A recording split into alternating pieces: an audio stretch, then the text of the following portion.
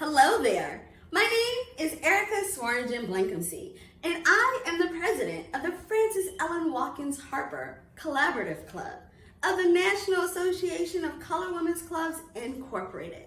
Our phenomenal organization was founded in 1896, making us the oldest Black women's organization. It is with esteemed pleasure that I invite you to join us for our first annual Holidays in Black reading series. It is during this event that we will promote literacy amongst children in grades kindergarten through 4th and their families throughout the holiday season. So below in the description box, you know you're going to find all of the good stuff. You're going to find a link to all of our social media pages, a link to donate to us, and for our special guests if they have a link as well. Again, I invite you to sit back, relax, grab your book and grab your favorite blanket and come read with us. We'll show you what a few can do as we lift, as we climb. Thank you. Bye. Hello, and thank you for joining us once again. My name is Erika Swaringen-Blankumsee, and I am the president of the Frances Ellen Watkins Harper Collaborative Club. Today, I'm going to read the Delaney sisters, Reach High. The author is Amy Hill-Hurt, and the illustrator is Tim Ladwig. Let's begin. Sarah Louise Delaney was born September 19th, 1889. She was calm and gentle. Her family nicknamed her Sweet Sadie. Her little sister, Annie Elizabeth, was born 2 years later on September 3rd, 1891. Bessie was just the opposite of Sadie. She was so bossy that she was called Queen Bess.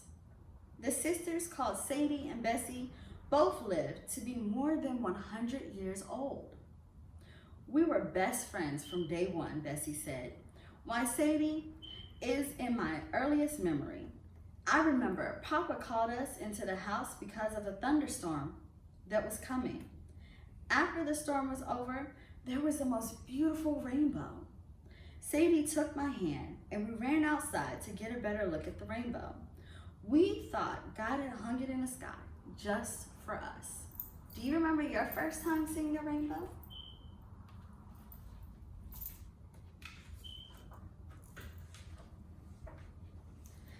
Sadie and Bessie had 8 brothers and sisters. They grew up in Raleigh, North Carolina, on the campus of St. Augustine College. Their mother was a teacher. Their father was a minister and vice principal of the school. We had no money, but we were very happy, Sadie said. We lived in buildings that belonged to the school. First, we lived in a building called the Smith Building. When our family got too large, we moved to the Delaney College. St. Augustine College was home. One day, Bessie and Sadie asked Papa if they could have a nickel. They wanted to go to the soda fountain in downtown Raleigh. Bessie, Sadie, and their baby sister Julia held hands and formed a circle around Papa. Papa, we're going to squeeze a nickel out of you, they said. Go ahead and try, daughters, but there's no nickel here, Papa said, laughing.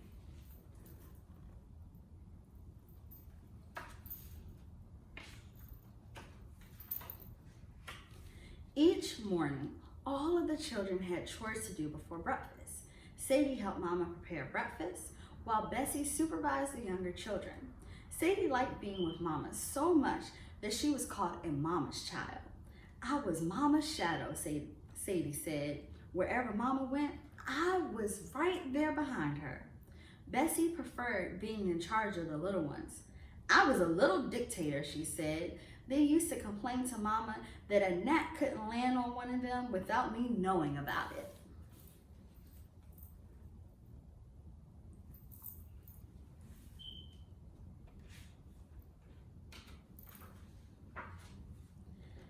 After breakfast, all of the Delaney children lined up for Papa's inspection before they left the house. Papa wanted to make sure we looked proper, Sadie said. He would look us over and make sure our clothes were neat, our ears and fingernails clean, and so on. The sisters' parents were very proud of their children. Papa was born a slave.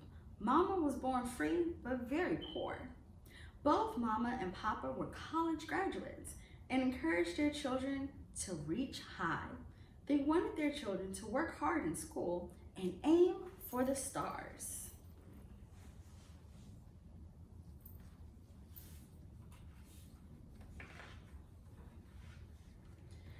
Every morning, the bells from the chapel would ring at 8 o'clock. Papa would hurry out the door with Mama, Sadie, Bessie, and the other children close behind. Papa had to be the first one at the chapel because he said morning prayers for the whole school. He built the chapel with his own hands in 1896, and it's still there today. Sadie and Bessie went to school right on the campus of St. Augustine's. They were taught by young teachers who were getting their training.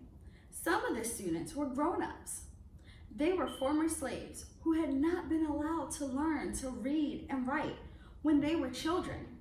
Bessie and Sadie and the other children shared their desk and textbooks with old slaves.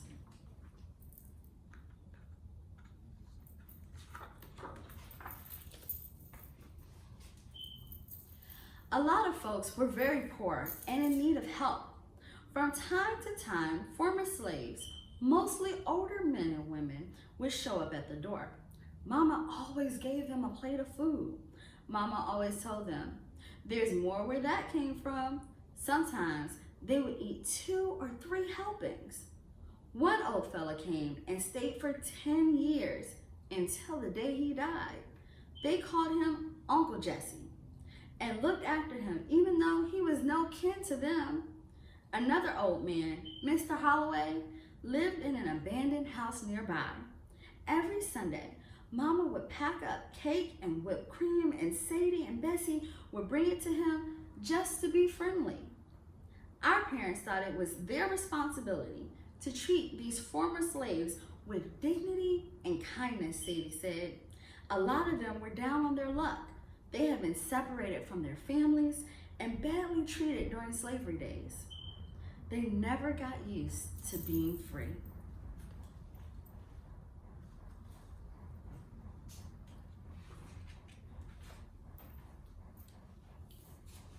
Wherever the sisters went on campus, they liked to bring Bessie's pet pig, Retta. He was the runt of the litter, so weak and little that everyone thought he'd die. But Bessie took him and fed him with a bottle just like a baby. He grew up to be a big, strong pig and followed the sisters around campus. Papa didn't like that. He didn't think it was proper.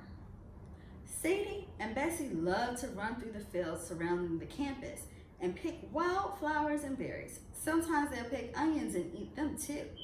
Papa didn't like that either. Mama and Papa were very protective. Sadie and Bessie were not allowed off campus without an adult to go with them. Usually that person was Kalat, a cousin of Papa, who had been born a slave. She worked as a seamstress at the school. She was an unmarried lady who was very attached to Sadie and Bessie. Sometimes they would go into Raleigh for a treat. It took an hour to walk from campus. Even though they had very little money, Kalat would buy lemonade or a piece of penny candy, each for Sadie and Bessie. There was a farm on campus, which provided food and income for the school. The students who were very poor could work in the fields and make money for their expenses. Bessie and Sadie loved to work at the farm to make a little money. Bessie was a champion cotton picker. She always managed to pick more than Sadie. Kalat always came along as our chaperone, Sadie said. She would sit under a tree with one eye on her sewing and the other on us at the same time.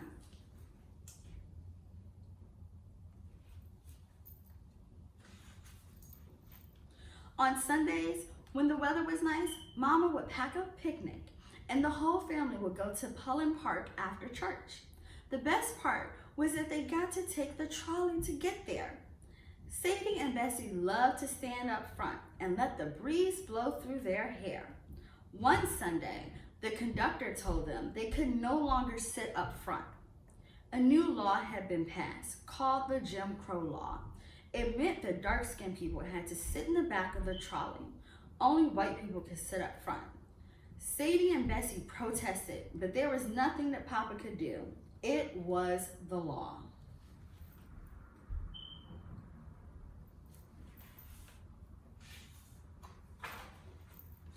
When they got to Pullen Park that Sunday, Bessie and Sadie helped Mama set up the picnic. Then they ran to the well to get water. "Look, Bessie," Sadie said. When they got to the well, someone had put up a sign that read white on one side and colored on the other. It was another one of those new Jim Crow laws. Sadie felt like crying, but Bessie got mad. She took the dipper, scooped some water from the white side, and drank it. Sadie was scared Bessie would get in trouble, but she admired her little sister's courage. Several white people nearby looked angry, but Bessie didn't care.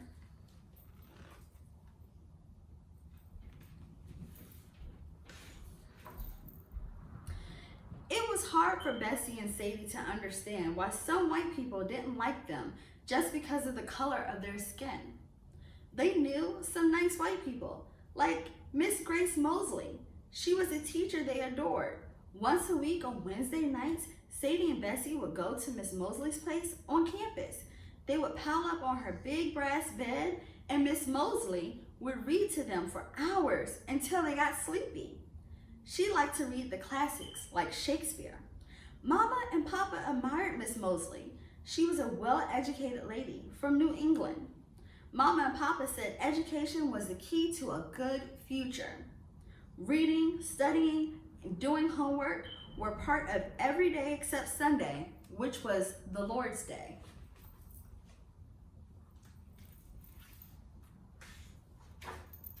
Sometimes, in the evenings after schoolwork and chores were done, the family got together in the living room for music. Every one of the children played an instrument, and as a family, they formed a band. They had a small organ, a Mason Hamlin, which Papa played beautifully. The girls took turns playing the organ, and the boys played trombone, clarinet, and violin. They loved to play marches, which were popular in the 1890s. In the morning, people would walk past the house and say, "Y'all had a party last night." It wasn't a party. It was just the family having fun. We lived a clean life, but Lord, we had a good time, said Bessie.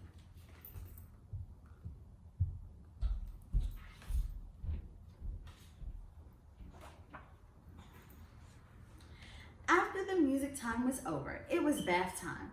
Mama had to fill the tin tub in the kitchen 10 times, once for each child. Mama always started with the youngest, and I was the second oldest, so I used to get so tired waiting my turn, Sadie said. It seemed like it took forever. I'd fall asleep waiting.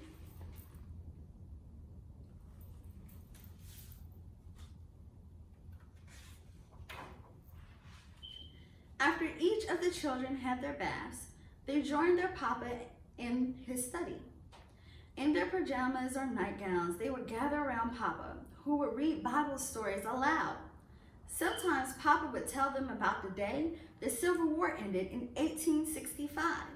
This meant that slaves were truly free. Papa was just 7 years old. He said he had ran about the house yelling, "Freedom, freedom, I'm free, I'm free." After Papa was done talking to children, he asked if anyone had an argument that day. If any of us had a fuss that day, this was when we'll make up. Bessie said Papa didn't want his children mad at one another. Then it was time for bed. The girls slept in one room and the boys slept in another. Everyone had his or her own cot. Mama and Papa came to tuck in each child and hear their prayers and kiss each child goodnight. We had a blessed childhood, Sadie said. We had faith in the Lord. We had a lot of love and happiness, and we carried that with us all of our lives.